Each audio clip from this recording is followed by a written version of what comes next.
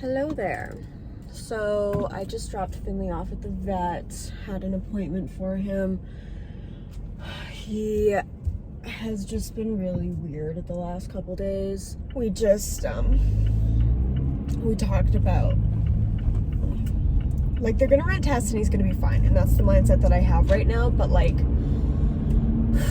we talked about all the other things in case he's not going to be fine and life-saving measures, and I know that they just talk about that. Like, I've fostered and had pets long enough, like, I know that they just cover their bases, and it's about being prepared, and, like, I know, but, oh, we're at emergency. He has, severe anemia and he's not regenerating his blood, so we're here seeing about a transfusion. But they said that they have to stabilize him first.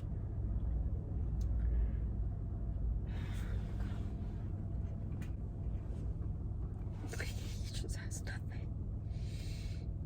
He just has no energy. Hello. I'm gonna clean my car, and while I clean my car, I figured I would talk about, this is the worst, talk about yesterday.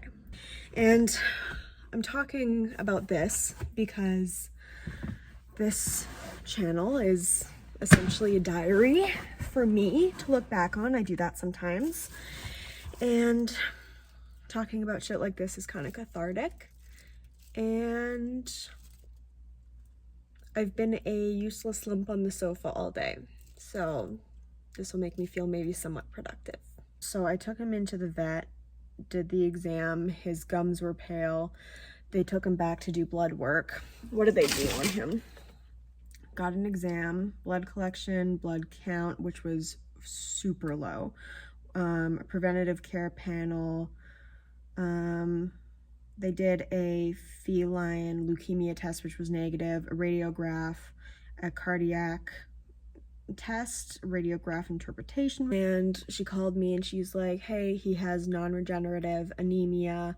His red cell count is super low and it's not regenerating, so he's not producing any red blood cells. So you're gonna need to take him to an emergency because this was just a family vet. So I pick him up, I take him to Guardian, and the whole ride there, I'm just sitting there, like, trying to bribe him because I just have, like, a bad feeling. I feel like something, like I kind of knew it wasn't going to turn out good. You know, when you just have that intuition. We're driving there, and I'm just trying to bribe him, and I'm like, listen, bitch, if you get out of this, okay, you are going to get a brand new cat tree, and I will give you wet food, not only breakfast, but also dinner. And you know what? Who cares? It'll be fine. We'll just make it work. You can have treats every day. Like, who cares about this diet? Like, who gives a shit? And I believe that my bribes were not enough because he was at emergency. I sat in the car for a while before they could take him in, and I had to call back at a point because he was in the back seat in his carrier because he just felt safer in there. So they had told me that they would bring somebody out as soon as that they could to get him and to call if anything changed. And I was just sitting in here talking to him and calling Cooper and, like, keeping him updated on the situation. He's like, okay, I'm coming. And he left his job, and I was just talking to Finley, and then he just looks so tired. Like, he was laying in his carrier, and he just wasn't, like, moving around, and he wasn't really, like, making any noise. And Finley is, like, he was super vocal. So I called them back and I was like, he needs to get inside to see somebody right now. So I called in for an update after like an hour maybe, and they said that the vet was actually in to see him and that she would call when she was done.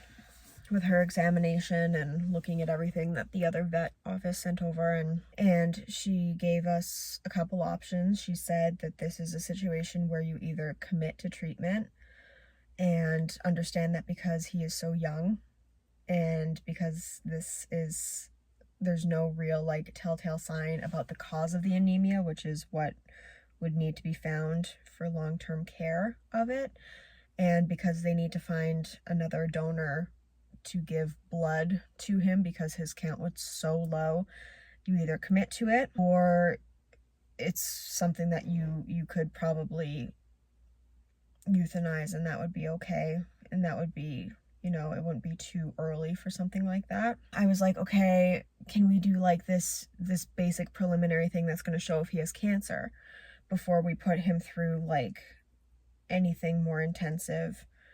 And she's like, yeah, we can do that. And then she's like, you should go home. We probably won't have the results for a couple of hours. I was like, okay. So we went home. I get a call and she says that the test didn't show anything. And it's so conflicting. And this was where my mind was at. Like, I don't want to euthanize too early.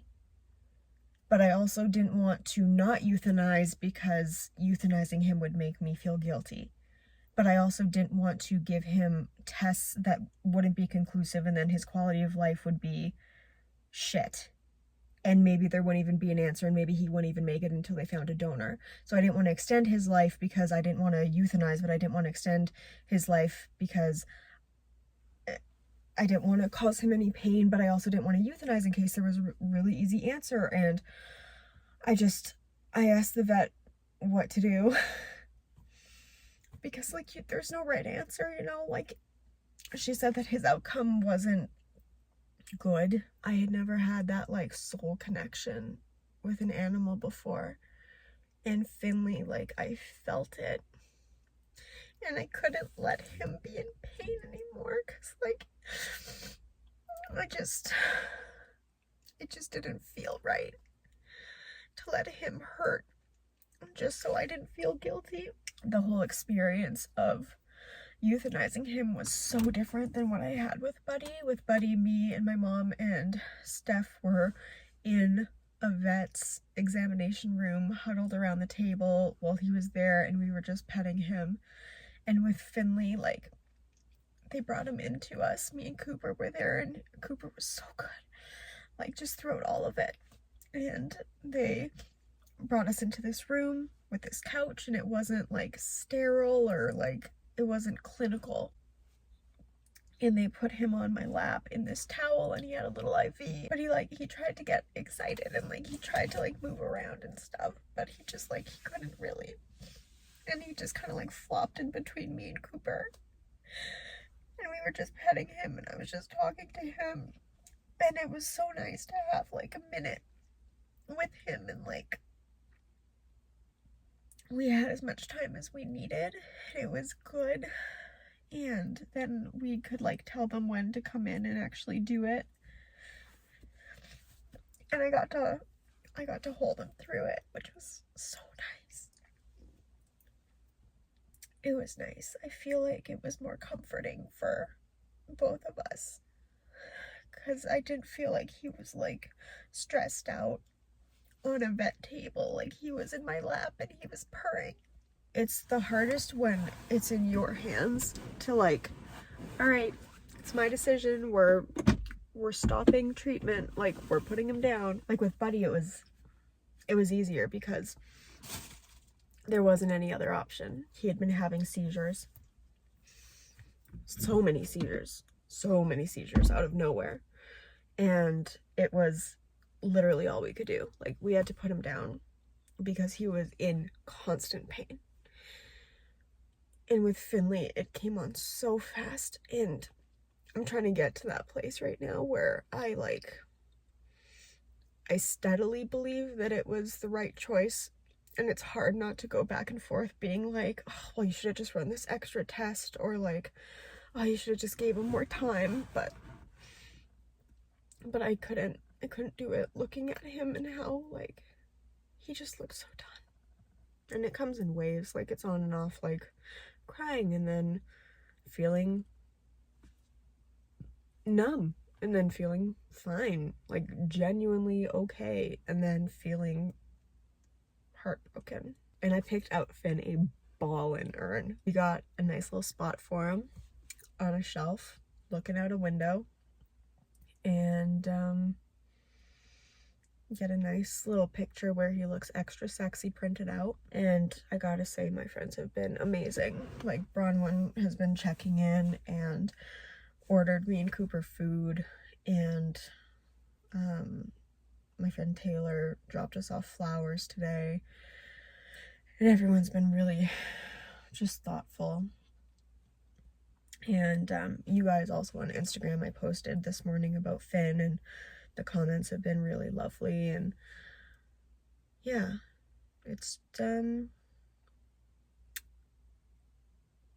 never easy to lose a pet. It's the worst part about owning one, really. I have not cleaned my car at all. Hi. So this is the first time in 4 or 5 days that I kind of feel like a person. I don't know why I was putting them back. That was intentional grabbing it. He's been so sad the last couple days.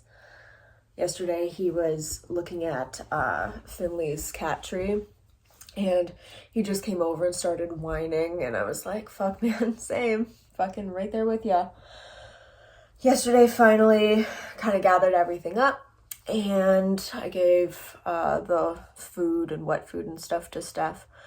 And then all of his like trees and cat toys and everything I just put in a closet, because eventually like Cooper and I love having cats, and we'll get another one down the line, but it's obviously way too fucking soon. Today's the first day that I've gotten ready and I have makeup on. I have my rash again, which this time when it started showing up, I began documenting it because I'm gonna like stitch it all together and show it to my doctor, just like the progression of everything. Because I don't think it's stress related as much as it might seem like it is, just because other times that it's come up, it hasn't been stress related. But what do I know? Anyways, I'm going out for lunch with my mom and my grandma and Tawny, and we're gonna go out into the world, and we're doing a heat wave thing right now in Edmonton. It is like 30 degrees, so it's really nice, and I would love to be in shorts and a tank top, but I literally have like freaking fiery ass rash everywhere, and I'm just like, I'm not in the mood to feel self-conscious right now, so we're not doing that. I think I'm good with crying right now, but I need to go get a new journal today because I finished. You know what sucks? I was so excited, you guys, so excited to finish this journal because I literally had started it like 1.5 years ago, and I was like, okay, sick. This is like the last page, and I was like, yeah, I'm bringing Finn into the vet tomorrow. He'll feel way better. And I ended the journal having a fucking mental breakdown. My cat died. I was having an anxiety attack. Like, we were out of Ativan. I was just like, it was not a good time. Guys, we're going to the river. Are you excited? I am. Look, okay, first of all, he's on camera. Amazing. Second of all, my rash going on day 3. Definitely a little bit more faded today, but still here. Got a doctor's appointment tomorrow to the person who said that it was definitely, what did they say, Lyme disease? I don't think so, my guy, but we'll check it out. I'll mention it to the doctor, and I will report back with what she says. Do you have anything to talk about dating an actual real-life pepperoni pizza? I think it's more lemon than lime. It tastes more lemony to you. It tastes very lemony to me. That's fucking gross. We're gonna stop at the liquor store, get some booze, and then we are going to the river. So I'm here editing this right now, and oh my god, if this vlog shows anything, it is the weird up and down of like loss and grief, because I had like a really good morning. We went to the river and it was so fun, and I came home and I don't know why, but like all night I've been crying. I'm crying hopefully I'll get his urn maybe tomorrow. I'm gonna call in and see if they have an update, but yeah, I don't know. Ahead of time, I appreciate any comments that are just on this video. I am probably not going to respond to them with this video. I am finding it really difficult to edit it so soon after it happened, but I need something to do right now. I think this is an instance where I'm just gonna have to kind of put it up and ignore it for a little bit. I know that this is gonna be an important thing that I want to look back on. I don't know why. That sounds kind of sadistic, I get that, but like when I talk about Buddy's passing, the whole day is such a blur. And I don't know why, I just kind of like having concrete, like this happened and then this happened and like I don't have that. And I want to have that for Finley. Sorry, this is shit lighting. I'm in the living room. Cooper's asleep upstairs. I will also say that the next vlog is probably going to be an alarming change of the vibe. I feel like this vibe was big depression, and next vlog will hopefully be much less of that. This is where my sadness will live on the internet, and I'm gonna try not to include quite so much of it next vlog. Losing a pet fucking blows, dude. Like, it happened, what, 4 days ago now, and it's still like, it's literally what I said in the car, where like sometimes you're totally fine, sometimes you like not forget that it happened, but like it doesn't feel real. And then sometimes, like when we got home from the river and I like took a minute to sit by myself, it like really fucking hits you. It only hurts so bad because he was so loved. And really, at the end of the day, I was lucky to experience having him in my life. So, I'm gonna stop crying on camera. And I'm gonna edit this, and I'm going to watch Naked and Afraid, and then I'm gonna go to sleep. So, I hope you're having a better week than I did. Here's to a better week coming up.